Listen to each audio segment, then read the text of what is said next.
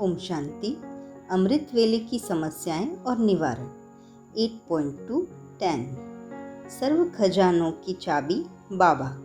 भाग्य विधाता नंबर से भाग्य नहीं देते हैं। यहाँ भाग्य लेने के लिए क्यू में भी खड़ा नहीं करते हैं। इतने बड़े भंडारे हैं भाग्य के, जब चाहो जो चाहो अधिकारी हो, ऐसे है ना। कोई ताला और क्यू तो नहीं है ना। अमृत वेले देखो, देश विदेश के सभी बच्चे एक ही समय पर भाग्य विधाता से मिलन मनाने आते हैं। तो मिलन मनाना हो ही जाता है, मांगते नहीं हैं। लेकिन बड़े ते बड़े बाप से मिलना अर्थात भाग्य की प्राप्ति होना। एक है बाप बच्चों का मिलना, दूसरा है कोई चीज मिलना। तो मिलन भी हो जाता है और भाग्य मिलना भी हो जाता है, क्योंकि बड़े आदमी कभी भी किसी को खाली हाथ नहीं भेज सकते। तो बाप तो है ही विधाता, वरदाता, भरपूर भंडारे, तो खाली कैसे भेज सकते। फिर भाग्यशाली, सौभाग्यशाली, पद्मा पदम भाग्यशाली ऐसे बनते हैं। देने वाला भी है, भाग्य का खजाना भी भरपूर है, समय भी वरदान का है। इन सब बातों का ज्ञान भी है, अनजान भी नहीं है। फिर भी अंतर क्यों? ड्रामा अनुसार ड्रामा को अभी ही वरदान है, इसीलिए ड्रामा नहीं कह सकते। विधि भी देखो कितनी सरल है। कोई मेहनत नहीं बतलाते, धक्के नहीं खिलाते, खर्चा नहीं कराते। विधि भी एक शब्द की है। कौन सा एक शब्द? एक शब्द जानते हो? एक ही शब्द सर्व खजानों की व श्रेष्ठ भाग्य की चाबी है। वही चाबी है, विधि है। वह क्या है? यह बाबा शब्द ही चाबी और विधि है। तो चाबी तो सबके पास है ना, फिर फर्क क्यों? बी, आजकल दुनिया में जो अमूल्य खजाने लॉकर्स व तिजोरियों में रखते हैं, उन्हों के खोलने की डबल विधि, डबल चाबी लगाते हैं व 2 बारी चक्कर लगाना होता है। अगर वह विधि नहीं करेंगे तो खजाने मिल नहीं सकते। एक चाबी लॉकर्स में लगानी होगी, एक आप लगाएंगे, दूसरा बैंक वाला लगाएगा, तो डबल चाबी हो गई ना। अगर आप अपनी चाबी लगाकर खोलने चाहो तो खुल नहीं सकता। तो यहाँ भी आप और बाप दोनों के याद की चाबी चाहिए। कई बच्चे अपने नशे में आकर कहते हैं, मैं सब कुछ जान गया हूँ, जो चाहूँ कर सकता हूँ, करा सकता हूँ। बाप ने तो हमको मालिक बना दिया है। ऐसे उल्टे मेंपन के नशे में बाप से संबंध भूल स्वयं को ही सब कुछ समझने लगते हैं और एक ही चाबी से खजाने खोलने चाहते हैं, अर्थात खजानों का अनुभव करना चाहते हैं। लेकिन बाप के सहयोग व साथ के बिना खजाने मिल नहीं सकते, तो डबल चाबी चाहिए। 8.2.11 ब्रह्मा बाप के पार्ट को भी पहचानो। ए, कई बच्चे बाप दादा अर्थात दोनों बाप के बजाय एक ही बाप द्वारा खजाने के मालिक बनने की विधि को अपनाते हैं। इससे भी प्राप्ति से वंचित हो जाते हैं। हमारा निराकार से डायरेक्ट कनेक्शन है। साकार ने भी निराकार से पाया, इसलिए हम भी निराकार द्वारा सब पा लेंगे। साकार की क्या आवश्यकता है? लेकिन ऐसी चाबी खंडित बन जाती है, इसीलिए सफलता नहीं मिल पाती है। हंसी की बात तो यह है, नाम अपना ब्रह्मा कुमार कुमारी कहलाएंगे और कनेक्शन शिव बाप से रखेंगे, तो अपने को शिव कुमार शिव कुमारी कहलाओ ना। ब्रह्मा कुमार कुमारी क्यों कहलाते हैं? सरनेम है ही शिववंशी ब्रह्मा कुमार ब्रह्मा कुमारी, तो दोनों ही बाप का संबंध हुआ ना।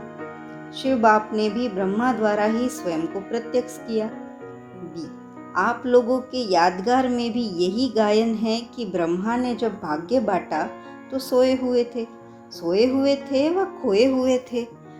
इसलिए उल्टी चाबी नहीं लगाओ, डबल चाबी लगाओ।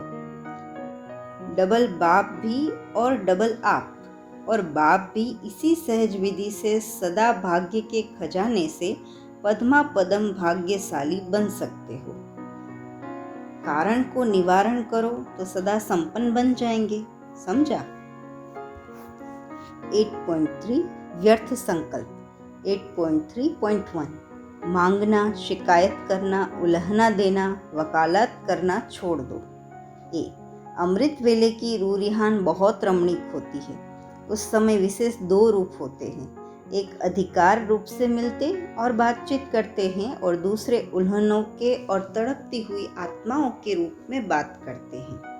बी, स्वयं को चेक करो कि समेटने की शक्ति और समाने की शक्ति से संपन्न बन गया हूँ।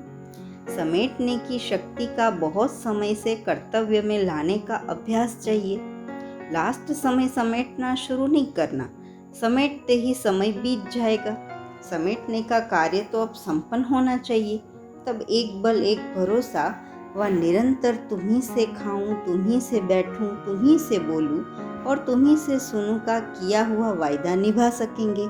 ऐसे नहीं कि 8 घंटा तुम्ही से बोलूं, सुनूं, बाकी समय आत्माओं से बोलूं व सुनूं। यह निरंतर का वायदा है। इसमें चतुर नहीं बनना। बाप की दी हुई पॉइंट्स बाप के आगे वकील के रूप में नहीं रखना। अमृत वेले कई वकील बनकर आते हैं। सतयुग में वकालत नहीं होगी, इसलिए वकील की बजाय स्वयं का जज बनो, दूसरों का नहीं। बाप दादा को सारे दिन में अमृत वेले के समय बच्चों के विचित्र खेल देखते हर्षित होने को मिलता है। उस समय हरेक का फोटो निकालने योग्य पोज व पोजीशन होती है। साक्षी होकर आप एक दिन भी देखो तो बहुत हंसोगे। कोई योद्धा बनकर भी आते हैं, बाप के दिए हुए शस्त्र बाप के आगे यूज करते हैं। आपने ऐसा कहा है, ज्ञान ऐसा कहता है। बाप मुस्कुराते हैं, खेल देखते रहते हैं। योद्धा की बजाय विजयी बनो। 8.3.2 व्यर्थ संकल्पों से मुक्त होने की विधि। ए, आज अमृत वेले बाप दादा चारों ओर के बच्चों के पास चक्कर लगाने निकले। क्या देखा? मधुबन वरदान भूमि में खुशी खुशी से आए हुए बच्चे इस ही मिलन की खुशी में और सब बातें भूले हुए। हर एक नंबरवार पुरुषार्थ अनुसार वरदान प्राप्त करने के उमंग उत्साह में थे और सब तरफ चक्कर लगाते हुए क्या देखा? मेजॉरिटी का शरीर भल अपने अपने स्थान पर है, लेकिन मन की लगन मधुबन की तरफ है। अव्यक्त रूप से योगयुक्त बच्चे मधुबन में ही अपने को अनुभव करते हैं। चारों ओर का स्वरूप चात्रक समान दिखाई दे रहा था। बी, बाप दादा ने याद के चार्ट में क्या देखा? पोजीशन और अपोजिशन दोनों का खेल देखा। यथाशक्ति हरेक अपने पोजीशन पर स्थित रहने का प्रयत्न बहुत करते, लेकिन माया की अपोजिशन एक रस स्थिति में स्थित होने में विघ्न स्वरूप बन रही थी। इसका कारण था, एक तो सारे दिन की दिनचर्या पर बार बार अटेंशन की कमी है। दूसरा, शुद्ध संकल्प का खजाना जमा न होने के कारण व्यर्थ संकल्पों में ज़्यादा समय व्यतीत करते हैं। मनन शक्ति बहुत कम है। तीसरा, किसी भी प्रकार की छोटी छोटी परिस्थितियां जो है कुछ भी नहीं, उन छोटी सी बातों की कमजोरी का कारण बहुत बड़ा समझ उसको मिटाने में टाइम बहुत वेस्ट करते। कारण क्या? समय प्रति समय जो अनेक प्रकार की परिस्थितियों को पार करने की युक्तियां सुनाते हैं, वह उस समय स्मृति में नहीं आती है। चौथा, अपने ही स्वभाव संस्कार के वशीभूत हो जाते। अपने अनादि आदि संस्कार बार बार स्मृति में नहीं लाते हैं। इस कारण स्वभाव संस्कार मिटाने की समर्थी नहीं आ सकती है। जो समझते हैं कि पुराने संस्कार स्वभाव नहीं होने चाहिए, लेकिन फिर भी रचता कहलाते हुए धोखा खा लेते हैं, वशीभूत हो जाते हैं। ऐसे चारों ही प्रकार के योद्धा देखे। योद्धा शब्द सुनकर हंसी आती है। बाप दादा को ऐसा खेल देखते हुए बच्चों पर रहम और कल्याण का संकल्प आता है।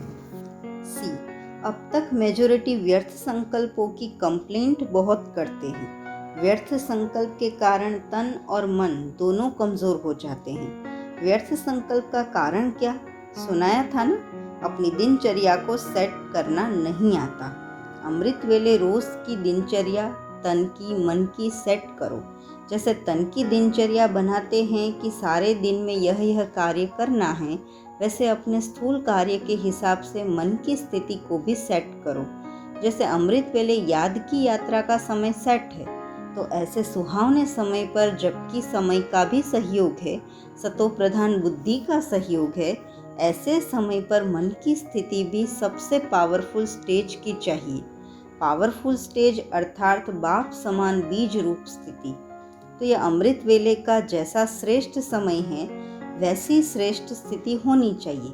साधारण स्थिति में तो कर्म करते भी रह सकते हो, लेकिन विशेष यह वरदान का समय है। इस समय को यथार्थ रीति यूज न करने के कारण सारे दिन की याद की स्थिति पर प्रभाव पड़ता है। तो पहला अटेंशन, अमृत वेले की पावरफुल स्थिति की सेटिंग करो। डी, दूसरी बात, जब ज्ञान की गुह्य बातें सुनते हो अर्थात रेगुलर स्टडी करते हो, उस समय जो पॉइंट्स निकलती है, उस हर पॉइंट को सुनते हुए अनुभवी मूर्त होकर नहीं सुनते। ज्ञानी तू आत्मा हर एक के स्वरूप का अनुभव करती है। सुनना अर्थात उस स्वरूप के अनुभवी बनकर सुनना, लेकिन अनुभवी मूर्त बनना बहुत कम आता है। सुनना अच्छा लगता है, गुह्य भी लगता है, खुश भी होते हैं, बहुत अच्छा खजाना मिल रहा है, लेकिन समाना अर्थात स्वरूप बनना, इसका अभ्यास होना चाहिए। मैं आत्मा निराकार हूँ, यह बार बार सुनते हो, लेकिन निराकार स्थिति के अनुभवी बनकर सुनो। जैसी पॉइंट्स वैसा अनुभव। परमधाम की बातें सुनो तो परमधाम निवासी होकर परमधाम की बातें सुनो। स्वर्गवासी देवताई स्थिति के अनुभवी बन स्वर्ग की बातें सुनो। इसको कहा जाता है सुनना अर्थात समाना। समाना अर्थात स्वरूप बनना।